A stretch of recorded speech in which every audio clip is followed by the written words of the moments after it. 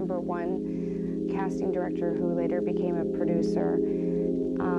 I was in the middle of doing a reading for her, and she stopped me and she said, "Listen, you are not pretty enough to be an actress."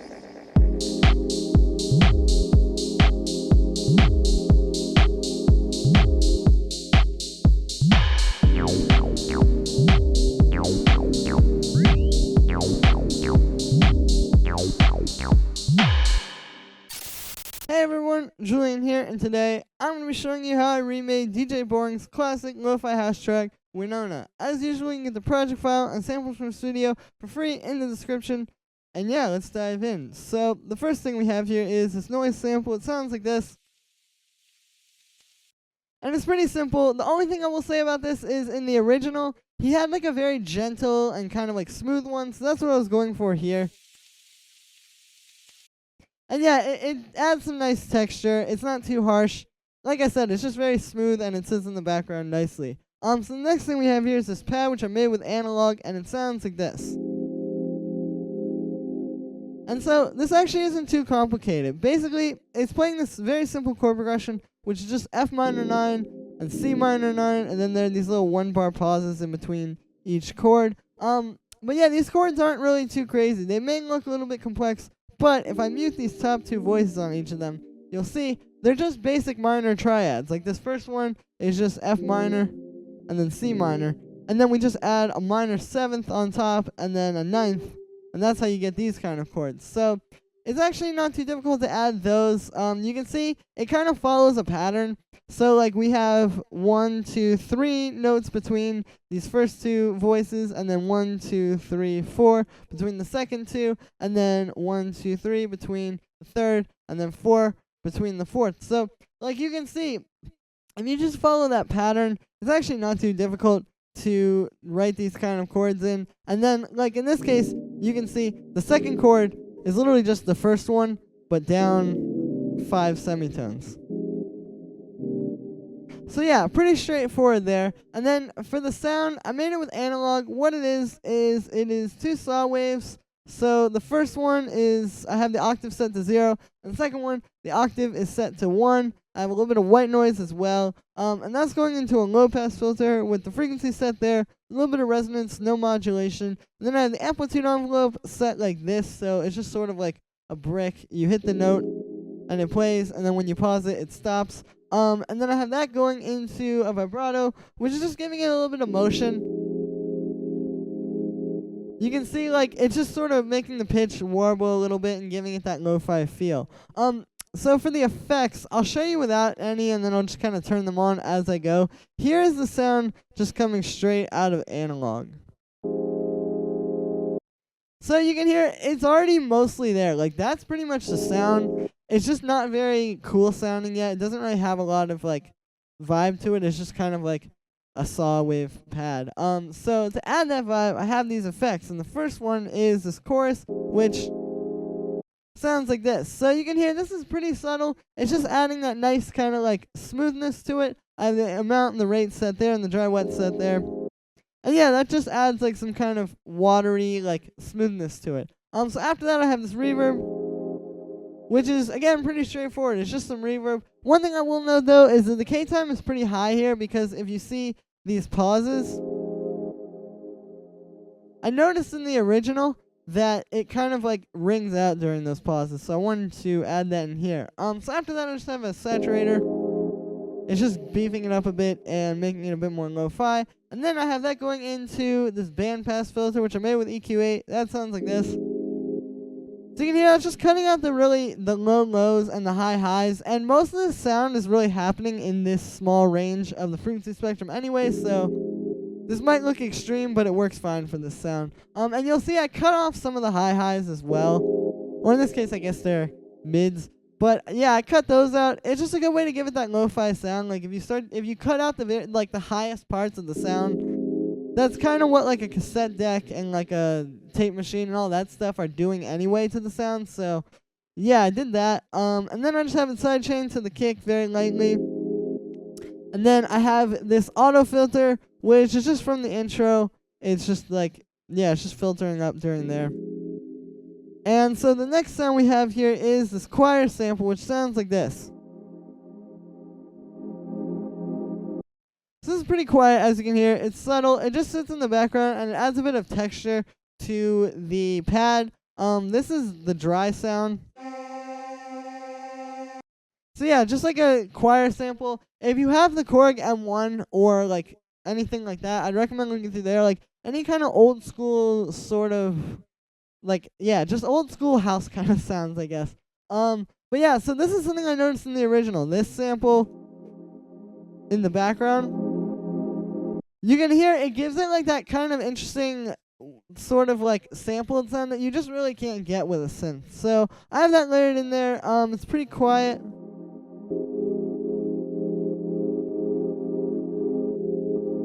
But you can hear what it's adding to the main chords. So that I have the sample, it's in the simpler. I didn't do anything in the simpler, but I have that going into this EQ8, which is low passing it. Because this wasn't really in the original. There is a point where it opens up and gets to there, like the filter, but in the main part, it's filtered down, so I just did that. And then that's going into a saturator. It beefs it up a bit more and gives it some more just kind of like body. And then I have a side chain to the kick, just like the other one. And then I have this low pass, which is filtering up in the intro, just like the other one. So the next thing we have here is the bass, which sounds like this. I'll play it with the drums. So this bass was a little bit tricky to recreate, but I think I figured out how he made it. Essentially, it's just this same pattern playing over and over, and then it's just like a really sparse bass line. So what we have here is, I'll show you the sound first and then explain how I programmed it. But basically, it's just a sine wave with a bit of glide on it. I have the voices set to 1, and then some glide there, and then that is going into a saturator. It just adds a bit of like grit to it, because just a sine wave on its own wouldn't really work, especially with lo-fi house. Like, it doesn't have enough sort of texture. So this saturator is just adding that, and then I have this erosion on here, which is set like this. So you can hear it's just adding a very little bit of grit to it. But yeah, and then that does automate. I'll show you. I automated the rate or the frequency and the amount. So you can see those are sort of the things. There's this one part here in the original where it kind of like does that little erosion automation. I believe he used erosion in the original. I don't know exactly. But the way that I did this was essentially I just had the frequency going up and then the amount. And this is one of those things that's hard to like get perfect, because erosion is very finicky. It's like never going to sound the same in two positions of these different controls. So like it would be very hard to automate it to be exactly the same as the original, but this is the way that the original was done. So yeah, and then after that I just have the side chain to the kick. So for the programming on here, or the way that I sort of programmed this, like I said, there are these little slides. So this was why I set the glide on the operator, because the bass just kind of like, it hits this note, and then it slides up to this one, and then it slides down to this one. So yeah, pretty straightforward. Just C, and then F, and then a low F. Just matches that first chord that is playing F minor 9. So yeah, so then the next thing I will show you are the drums, which sound like this. So the first thing I'll show you is the kick. It sounds like this on its own. So this is just like a powerful kind of like 909 kick. I'll show you. Here's the original sample. So yeah, just like a good solid 909. I believe this is similar to the one he used in the original. I know it's definitely a 909 kick. And obviously like any lo-fi house, that's a great sample to start with. It just works really well. So I have that in a simpler, and then that's just going into a saturator with a bit of drive, and the bass frequency is set there. And this is pretty subtle, but obviously it sounds a lot more saturated than this would probably have you think. It's going. I have some saturation on the group, which I'm going to talk about as well. So yeah. So then the next thing we have here is this rim shot, which sounds like this. So all this is just like this rim shot. Just like a standard kind of like drum machine rim shot, and have it pitched down, and then yeah, and then this is going into a saturator, which as you can see is very intense. I have the drive set very high, and the bass and depth on the analog clip, the bass frequency and the depth of the analog clip are set very high as well.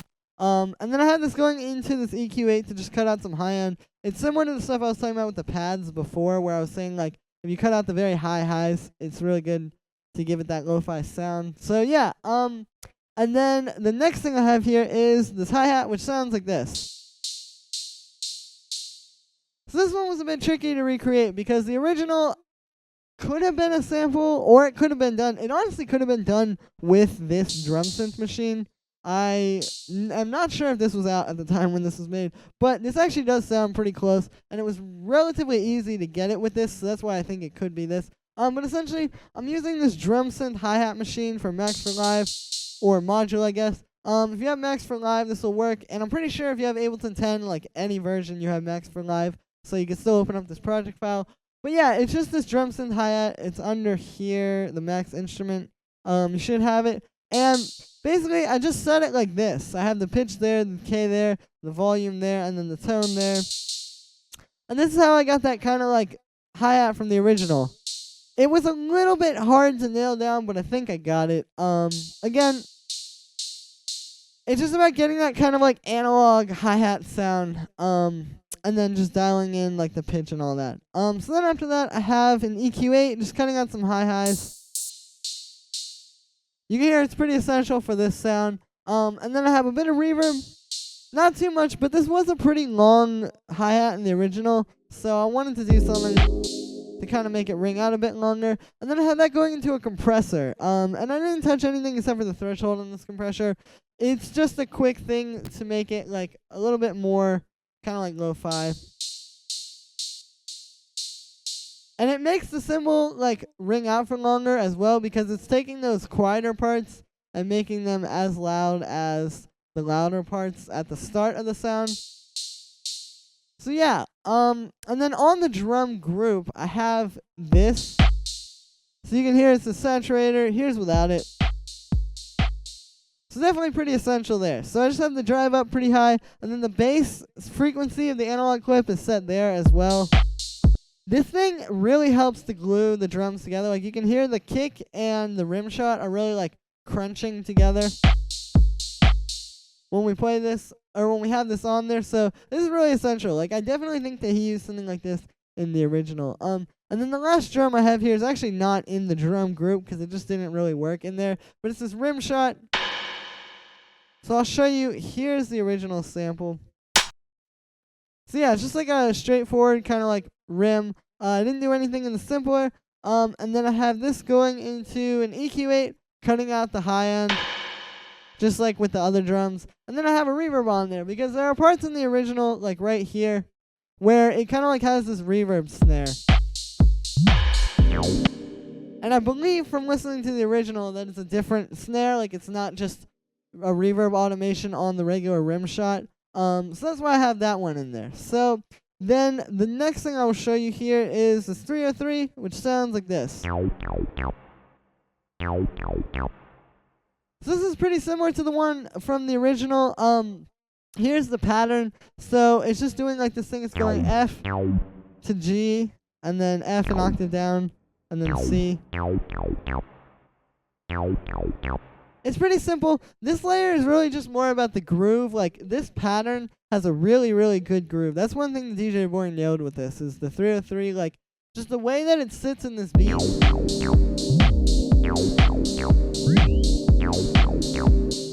You can hear it's like, yeah, it just really works well. So then for the sound here, I used operator, and what we have is essentially I have this saw wave. It's going into a low pass filter, which for some reason has some automation on it. I must have accidentally clicked something. But yeah, it's going into this low pass filter with a bit of an envelope and a ton of resonance. So that's what's giving it the 303 kind of sound. Here's without that. Yeah, definitely not quite the same. And if you turn the resonance down,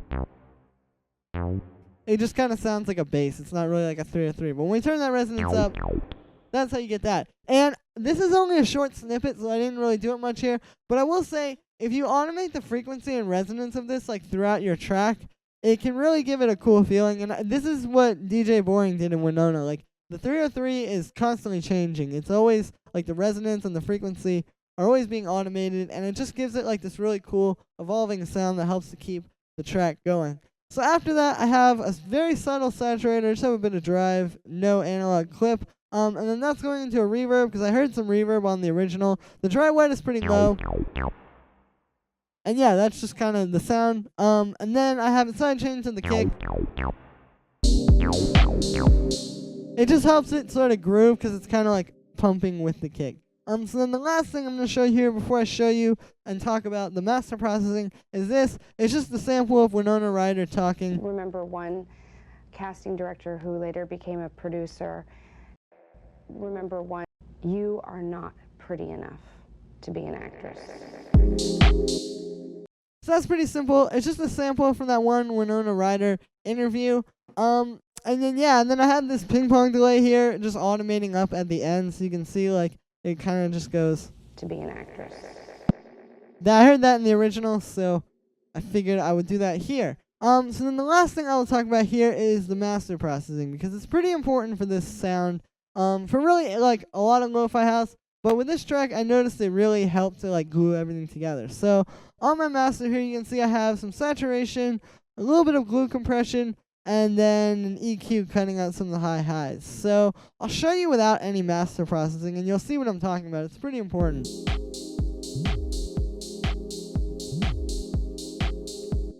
So yeah, it definitely doesn't have that like lo-fi house kind of like sound where everything just sounds like it's being put through like a tape deck, like, or any kind of like old, thing like that messes with the sound. Like, the key here is that master processing is going to do the same thing to every sound at once. So it's going to just make your sounds a lot more cohesive by the merit of that, if that makes any sense. Like, for example, I'm saturating every single one of these at the same time with the saturator. So they're all going to get like kind of similar in sound just from that. So here is just the saturator. You can see I have the drive not too high and this stuff set pretty subtle as well. You have to be kind of subtle when you put saturation on the master, because it can get kind of out of control. But yeah, so then after that, I have this glue compressor. Excuse me, my mic was cutting out there. Like I said, you can see it's pretty subtle. The threshold is just set there, and I gave it a bit of makeup gain as well. And this just helps to glue everything together. It's not really activating that much, like you can see, versus if I do like this. But yeah, just a little bit sounds good, I think. And then after that, I have this EQ8, which is just cutting out the very high highs. It's like I was saying earlier, if you want to give your tracks like a really lo-fi sound, cutting out those very high frequencies will really help to do that, because this is what a lot of like cassette decks and tape machines and all these like old school kind of things do to your sound.